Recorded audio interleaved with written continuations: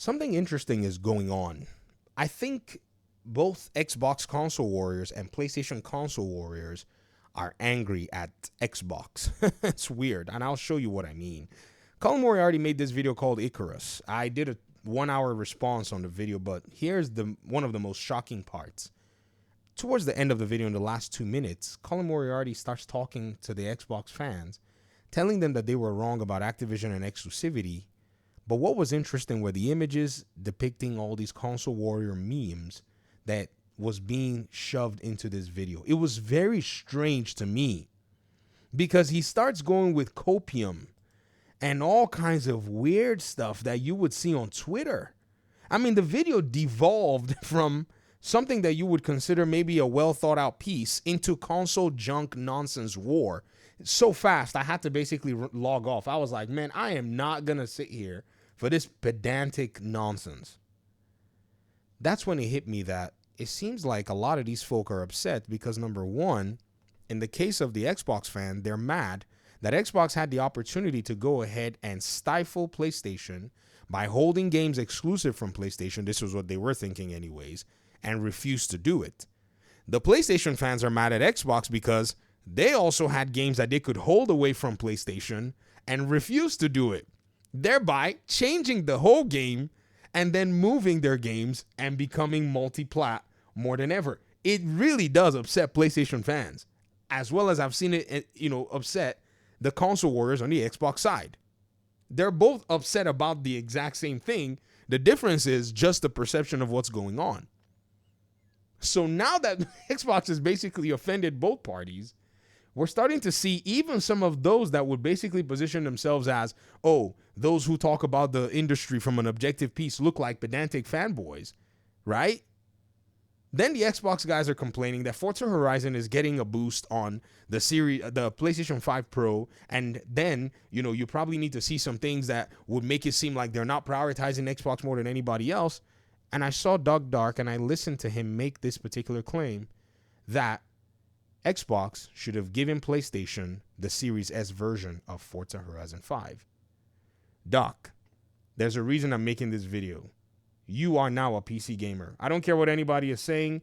You have more PCs than a lot of people that I know out there that are PC gamers. I mean, you've shown us your collection. You have the really nice laptop. You have a better gaming laptop than I do, which is insane. Right? Then you have a gaming PC that you bought, and you have yourself a handheld, which is actually, 3 PCs. I mean, I'm sorry, but anybody that's got more than one PC, to me, not to me, I don't care, whether to me or anybody else, you're already a PC gamer. And the reason I say that is because I want to hold you now to the standard I would hold any PC gamer. Number one, the console warrior's got to leave your body. Forget about it. It's already gone. The moment you dived in, opened a Steam account, built a Steam library, or even moved your Xbox library to PC, you got to now start doing the things that PC gamers do.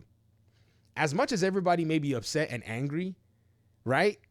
You basically find yourself in a position where those things that they've held dear and so on and so forth, you got to now come into ground and say things like I do, like, hi, VG here, and I'm here to take your exclusives. And you got to pretty much run with that mindset that all of these things that have been put in these walled gardens are basically falling apart, and you have to let it just fall. Let the chips fall where they may. So you saying that Xbox should probably have given PlayStation the Series S version of the game is not consistent with the arguments that Xbox is the pro-consumer of both PlayStation and Xbox. There's no way that argument can be made anymore by you if you follow this path.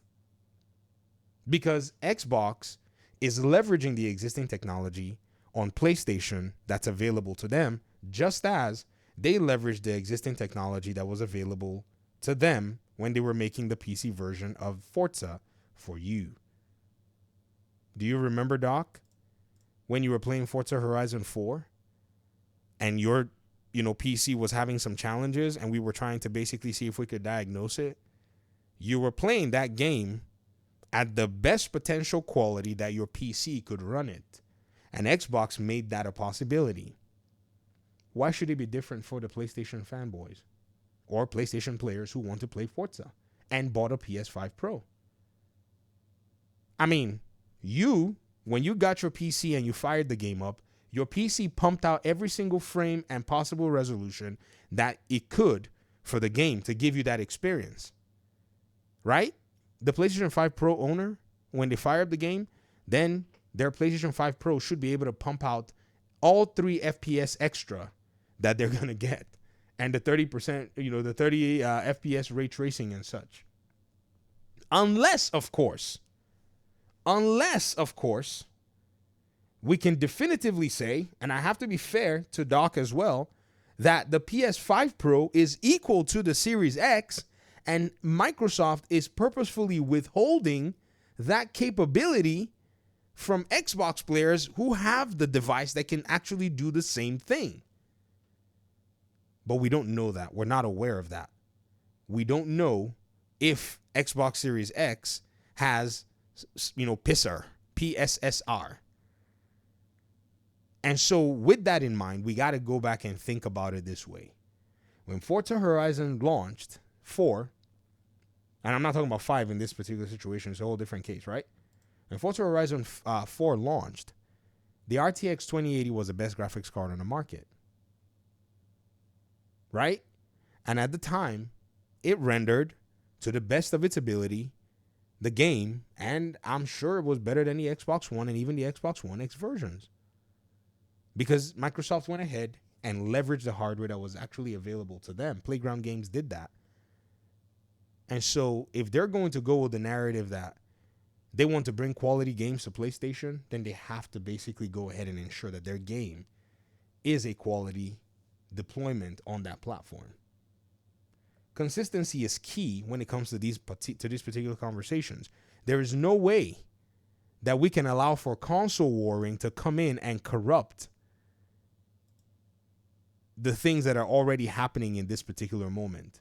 Because here's what happens. You see all these folk, I've been trying to figure out a lot of what's going on, and I've realized that you can basically narrow it down to just simple console warring. Like you don't need to look too far to figure out what in the heck is going on. It's just console warring more than anything else. And so that's got to go away.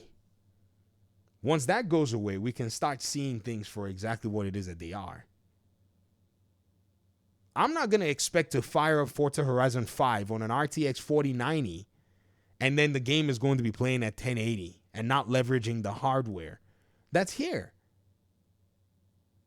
And so there's just no way that, you can expect a company who wants to go into an ecosystem and build not just grab money in one swoop, but build a bunch of Forza fans in there. I don't know if you guys know that this is actually an attempt to build fans of Xbox games on PlayStation. You have to look at the big picture. Forza is an ongoing series, which means a Forza 6, a Forza 7, or whatever the heck they want to call it, is going to now become a franchise that PlayStation players who play Forza 5 and like it are going to start looking forward to. Age of Empires, Age of Mythology, these games are designed to basically curate an audience of constant payers into the Xbox ecosystem that they can now use to easily offer Game Pass to those who remain in the Xbox ecosystem. And basically they're swimming in these games at whatever cost that they choose to go in, while on the PlayStation side, they're paying for the games. And like I said, it appears that the PlayStation fanboys and the Xbox fanboys console warriors, are all upset at Xbox for doing just this, which is just weird, right? That they're all mad at Xbox for taking a step in this particular direction. That Xbox did not console war with them with exclusivity. This, people, is what I think might be really interesting in all of this. I guess we're going to see how the game performs when it comes to the PS5. That's another thing that has to be said. The game, its performance might suck. It might have all the PSSR enhanced and what that stuff. It might stink. It might suck. Right?